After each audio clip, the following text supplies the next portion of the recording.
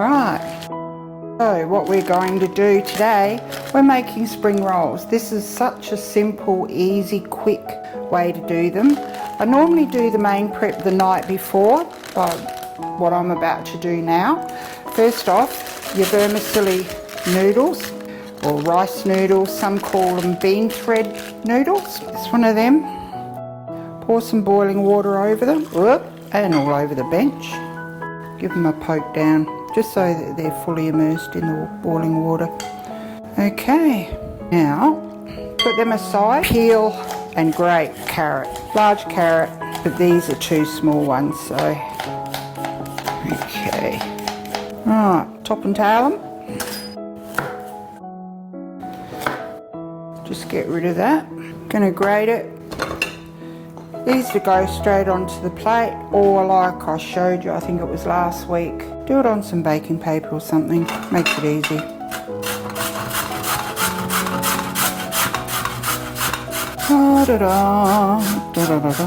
Yeah, I know this part's the boring bit, I think so too. Necessary if you want to come to the good bit. I'm using the bare ingredients today. Some people put mushrooms in them, some people put ordinary onions. Use anything that takes your fancy. But these are going to be baked in the oven, because here at Bagster, healthy. Normally they'd be deep fried. Doing it in the oven keeps it to a minimum of your grease and oils and fats and things. So just put that aside.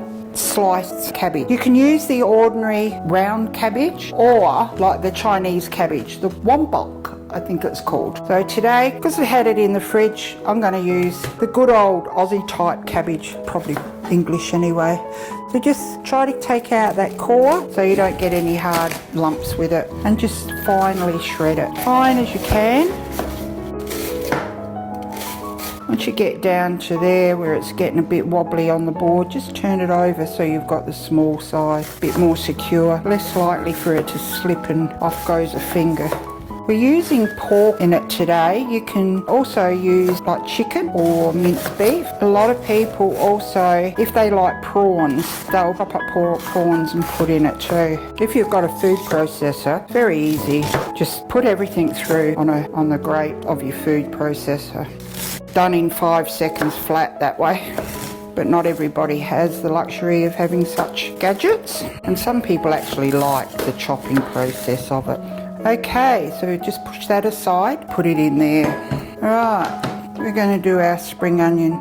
Just been washed. The outer leaf has been removed. Easy, peel it off and just thinly slice.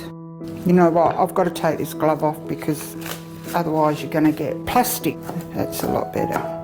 More control. My hands are thoroughly cleaned and sanitised. I do that a number of times whilst I'm doing this show, even when I wear the gloves. Sometimes you just can't wear them because of the feel. You need to feel the food. You need to, when you're cutting finely, it makes it too close to the gloves. You ever been in a restaurant or anything and got a bit of blue plastic stuff? That's a glove. Okay, so that's that done. Okay, first off, we're going to strain off our noodles. Just give them a bit of a flip around. Now put them back in the bowl, because we're just going to give them a bit of a chop. Because they're being softened in the hot water and soaking, easy. That's all you have to do. Just 3 or 4 swipes of your blade.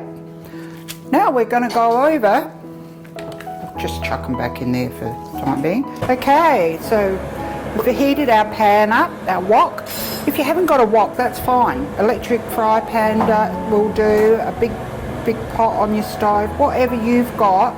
But just the only thing, make sure that all your ingredients are going to fit into it. In goes the mince. I don't like using really lean mince in these. You need that flavour to go into it. Just make sure, keep stirring, just until it's just browned. It doesn't have to be thoroughly cooked because you're going to put all the other vegetables in with it, cook them down. Not long, nearly there. Just make sure that you break up like the mince like I've been doing, but we've done in every recipe that's had the mince, any sort of mince in it, just so that it goes evenly through your recipe. And when you take a bite of your spring roll, you're not going to get a great big lump of meat. Right, now we're going to add our cabbage, stir it until it wilts down so that it will give us more room in the pan actually. This is where a bigger wok or pan comes in handy. Sometimes, if you're like me, if it's taking a bit too long for your patient, you can add a little bit of water, like just to help the cabbage wilt down far enough. But we can also add our carrot in at this point. Got enough, it's mainly you've got enough room to stir everything around.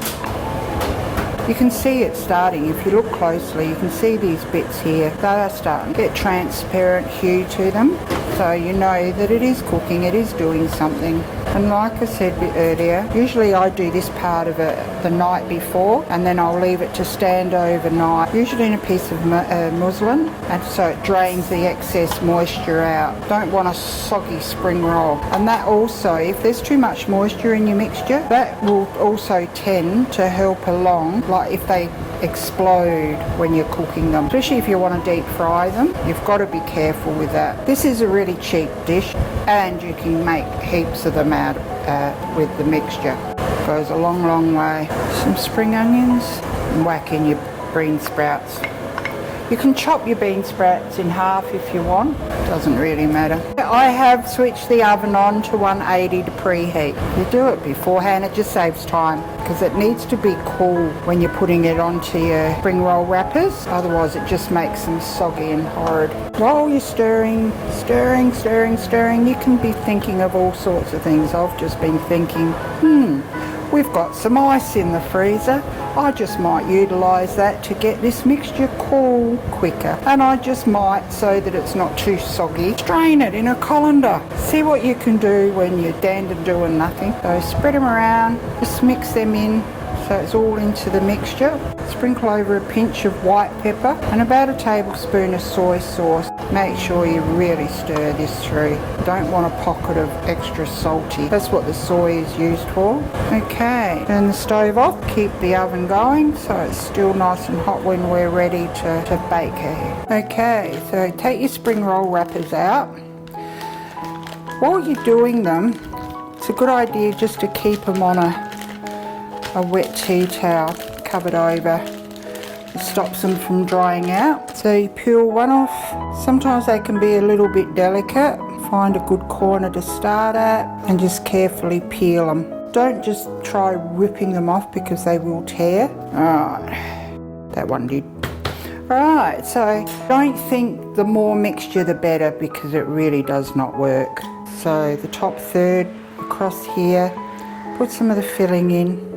Okay, just with your finger or a pasty brush, it doesn't really matter, just a little bit of water, it makes it seal. Bring that over and just pull it back so that it's rolling back onto itself so you get a nice thing. Just roll it until you're about level. Bring those in, bring it in like that and roll it.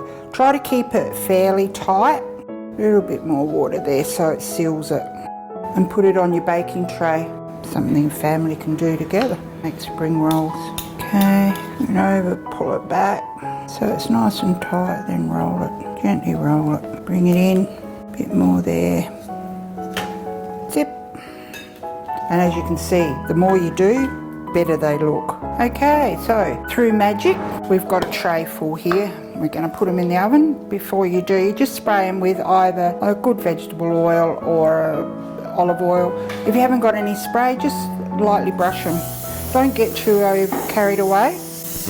That's about it. And we're going to go and put them in the oven that has been preheated. We're just going to put them in, preheated 180 until they're golden brown. Chuck on the fan. Oh, we can see them happening in there.